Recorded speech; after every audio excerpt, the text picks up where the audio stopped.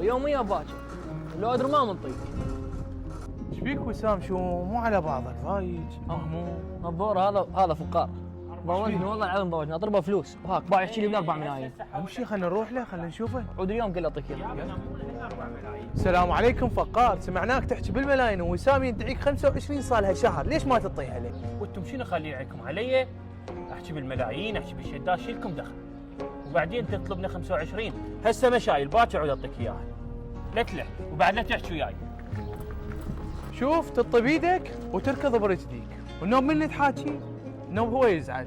هاي تاليتي اخويا، بعد نصيحه لله لا تطي ايدي. ايدين ما انطبع. اي والله امشي اخويا امشي.